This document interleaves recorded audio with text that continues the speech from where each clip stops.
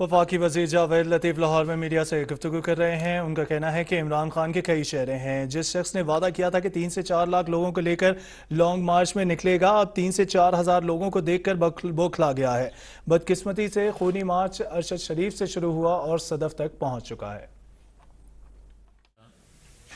سب سے پہلے تو میں کل ہماری انتہائی قابل عزت قابل احترام بہن کا جو حادثہ ہوا اس پر یقیناً آپ سب کی طرح ہم سب بھی افسردہ ہیں۔ اللہ ان کو اپنے جوار رحمت میں جگہ عطا فرمائے، ان کے درجات بلند کرے اور ان کے لواحقین کو حوصلہ صبر دے، ان کے بچوں کو حوصلہ صبر دے۔ بدقسمتی سے یہ جو خونی مارچ شروع ہوا اس کا آغاز ہی ارشد شریف کی شہادت سے شروع ہوا اور صدف تک آ گیا ہے۔ اس عمران خان کے کئی چہرے، کبھی وہ کسی وقت انقلابی نظر آتا ہے، کسی وقت حقیقی آزادی کے لیے تڑپتا ہے، کسی وقت اسٹیبلشمنٹ کو للکارتا ہے اور کسی وقت ان کے پاؤں پکڑتا ہے۔ کسی وقت یہ خارجہ داخلہ پالیسی سے کھیلتا ہے اور پھر لوٹ کر معیشت کا کھلواڑ کرتا ہے۔ مگر بدقسمتی یہ ہے کہ جس شخص نے دعویٰ کیا تھا کہ 3-4 لاکھ لوگ لے کر نکلوں گا انقلاب کے لیے لانگ مارچ میں شامل کر کے، 3-4 لاکھ تو نہیں نکل سکے، 3-4 ہزار دیکھ کے اتنا فرسٹریٹ ہو چکا ہے کہ اب اس کو یہ سمجھ نہیں آتی کہ میں کس کے پاؤں پڑوں اور کس کے گریبان کو ہاتھ ڈالوں۔ یہ ایسا لانگ مارچ، یہ ایسا انقلاب کہ جو 3-4 گھنٹوں کا روزانہ ہوتا ہے اور 3-4 گھنٹوں کے بعد وہ مارچ ختم ہو جاتا ہے، وہ انقلاب ٹھنڈا پڑ جاتا ہے اور لوٹ کے بدھو گھر کو آتا ہے۔ حالت یہ ہے کہ جس شخص کو یہ بار بار للکارتا تھا اور 6 ماہ پہلے جو یہ بات کرتا تھا کہ جناب ہم سب ایک پیج پہ ہیں، اور جب وہ ایک پیج پھٹنے لگا تو پھر زرداری کے گھٹنوں کو پڑنے لگا اور زرداری سے جواب ملا تو پھر 6 ماہ کے بعد ان 6 ماہ میں یہ نواز شریف تک رسائی حاصل کرنے کی تگ و دو میں لگا رہا، اور جب وہاں سے جواب ہوا تو پھر لوٹا بدھو گھر کو، جنہوں نے 22 سال اس کی پرورش کی تھی، پھر ان کی طرف لپکا اور سہولت کاری عارف علوی اور دیگر کچھ لوگوں نے کی۔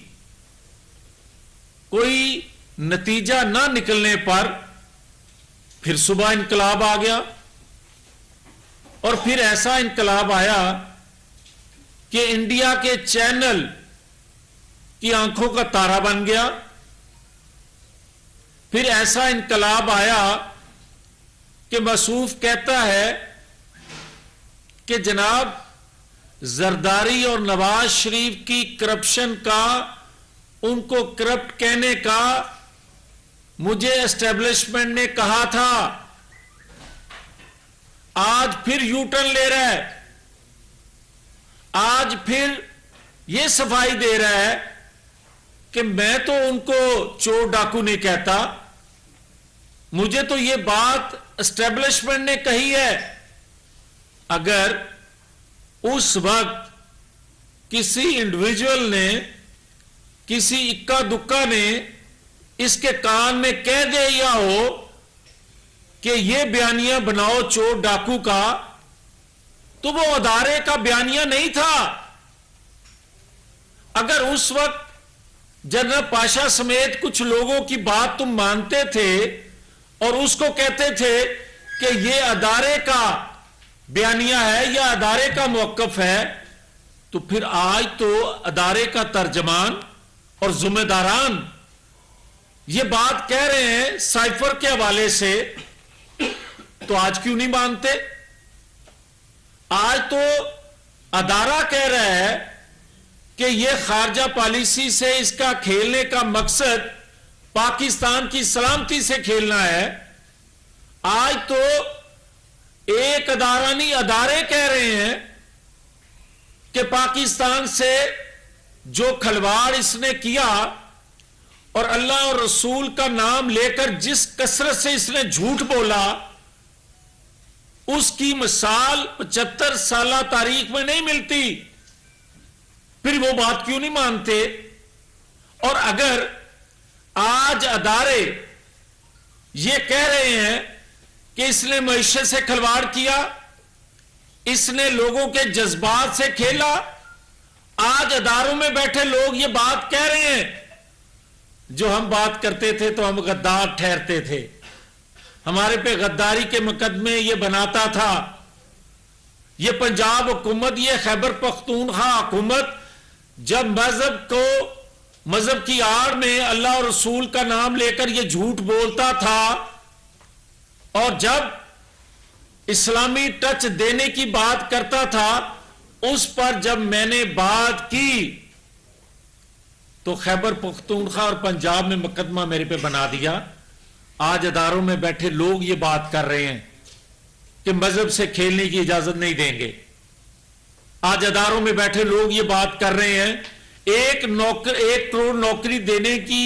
تو دور کی بات، 2 کروڑ مزید لوگوں کو بے روزگار کر دیا۔ ایک چھت 50 لاکھ لوگوں کو دینے کی بجائے کئی چھتیں لوگوں کی چھین لی اس شخص نے اپنی پالیسیوں کی وجہ سے۔ اور آج اگر یہ بات کر رہا ہے کہ میں مارچ کر رہا ہوں، اور یہ مارچ اگر اسلام آباد لے کر جانا چاہتا ہے، اور اس خونی مارچ کے ذریعے، اور ہمیں علم میں ہے کہ کن کن جگہوں پہ انہوں نے منصوبہ بندی کی ہوئی ہے خون ریزی کی، اس میں ایک پوائنٹ گجرات بھی ہے، اور اسلام آباد کے چاروں طرف ہاؤسنگ سوسائٹیوں میں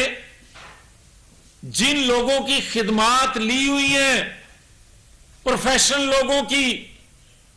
جو پیسہ خرچ کیا ہوا ہے، وہ کیا حکومت وقت کے علم میں نہیں ہے؟ اور اس کا ایک ایگزامپل، ایک آپ نے وہ کیا گنڈا پوری امین علی امین، وہ شربت کی شیشی والا، شہد والا، وہ دن کو بھی شہد پیتا ہے اور رات کو بھی پیتا ہے، اور موصوف کا جو سربراہ ہے وہ سونگتا ہے۔ اور ایسے لوگوں کو ہاتھ میں یہ ملک کی بھاگ دوڑ آ جائے گی تو پھر یہ اپنے مقاصد کے لیے کتنی لاشیں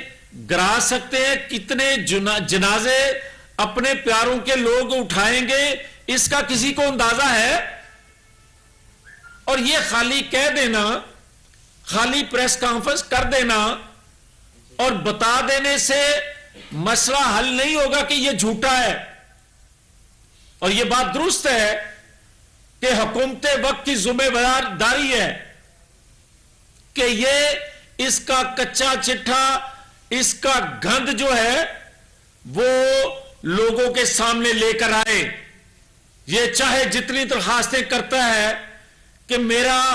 وہ گندی چیزیں لوگوں کو نہ دکھائی جائیں، جب تیرا کردار گندا ہے، جب تیرا ذہن گندا ہے، جب تیرا عمل گندا ہے، تو وہ پبلک کیا جانا چاہیے تاکہ نوجوان نسل کو تو گمراہ نہ کر سکے۔ یہ قومی ملی فریضہ ہے. اور میں نے کچھ دن پہلے بھی کہا تھا, میں آج بھی کہتا ہوں اس قومی حکومت کو کہ کیبنٹ میں یہ اپروول لی جائے, یہ فیصلہ کیا جائے کہ 8 سال تک اس کی کرپشن کے, اس کی منی لانڈرنگ کے کیس لٹکائے نہیں جا سکتے. لوگوں کے اگر دباؤ میں لوگوں کے خلاف فیصلے لیے جا سکتے ہیں تو اس کا سچا کیس کا فیصلہ کیوں لٹکا ہوا ہے؟ اس کی منی لانڈرنگ کا فیصلہ آج تک کیوں نہیں آ رہا؟ بنی گالا کا اس کا محل جو ہے راتوں رات ریگولائز کیوں کیا جاتا ہے اور لوگوں کی جھونپڑیاں کیوں اٹھا دی جاتی ہیں؟ یہ فیصلہ اب کرنا پڑے گا کہ اس کے جتنے کرپشن کے کیس, اور پہلا کیس ہے, پہلا لیڈر ہے پاکستان میں جس کے خلاف کرپشن کے ثبوت موجود ہیں, الیکشن کمیشن فیصلہ دے چکا ہے. اس سے پہلے الزام لگتا رہا لوگوں پہ غداری کا, چور ڈاکو کا, مگر کسی سویلین پہ آج تک وہ بات ثابت لیڈرشپ پہ نہ ہو سکی. اس پہ وہ بھی ثابت ہو چکی ہے, مگر کوئی اگر ہاتھ نہیں ڈالتا تو سچے ہیں ادارے کہ ہم تو بتا سکتے ہیں, عمل تو حکومت وقت نے کرنا ہے. تو حکومت وقت کی ذمہ داری ہے کہ غداری کی بجائے, کیونکہ وہ تو کرتوت اس کے ایک ایک کر کے پبلک ہو رہے ہیں, اس کی کرپشن میں, اس کی منی لانڈرنگ میں, اور جو کروڑوں اربوں روپیہ 60 کے قریب جلسوں پر اس نے خرچ کیا, اور یہ خونی مارچ پر جو اربوں روپیہ خرچ کیا جا رہا ہے, یہ بتایا جائے اس کی فنڈنگ کہاں سے ہو رہی ہے. اگر تو خیبر پختونخوا حکومت برداشت کر رہی ہے یا پنجاب حکومت برداشت کر رہی ہے, تو لوگوں کا پیسہ جو لوگوں پر ان کی فلاح کے لیے خرچ کرنا تھا, یہ اپنے اللے تلنگوں پہ کیوں خرچ کر رہا ہے؟ کیوں نہیں اس کو روکا جاتا؟ یہ ہے اصل وہ ایشو. اور دوسرا, جب یہ بات کرتا ہے کہ بڑا مقبول ہے, مقبول با کردار لوگ بھی ہوتے ہیں, اور بہت سارے لوگ جانتے ہیں بد کردار لوگوں کو بھی, وہ بھی مقبول معاشرے میں کہلاتے ہیں. اب فیصلہ اداروں نے, حکومت وقت نے یہ کرنا ہے, اور ذمہ داری ہے ان کی کہ با کردار لوگوں کو مقبول رہنے دینا ہے یا بد کردار لوگوں کو اس طرح چلنے دینا ہے. اور اگر یہ روایت جو پڑ گئی ہے, اگر جتھوں کے ذریعے بد کردار لوگ حملہ آور ہوں گے, مسلح ہو کے حملہ آور ہوں گے اسلام آباد پر, وفاق پر, تو کل کسی کی صوبے میں حکومت ہوا کرے گی, وہ حکومتی وسائل, صوبے کے وسائل استعمال کیا کرے گا اور کہے گا اس جو ادارے کا سربراہ ہے اس کو ہٹا دو, اس کو لگا دو. پھر آئین نام کی کوئی چیز پاکستان میں نہیں رہ جائے گی. اور یہ مجھے کوئی بتائے نا کہ اس لانگ مارچ کا مقصد کیا ہے؟ کسی کو بتایا, کسی کو علم میں ہے؟ بھئی الیکشن سے تو یہ پہلے ہی ہٹ گیا, بیفور ٹائم الیکشن سے کہ ڈیمانڈ اس کی ختم ہو گئی. تو اب ایک ڈیمانڈ رہ گئی باقی, وہ یہ ہے کہ جن کو صبح کو للکارتا ہے اس بوٹ کے تلوے راتوں کو چاٹ چاٹ کر وہ تلوے گھسا دیے اس نے. مگر کوئی ادارہ ہو, سویلین ہو, دوسرا ادارہ ہو, میرا ایمان ہے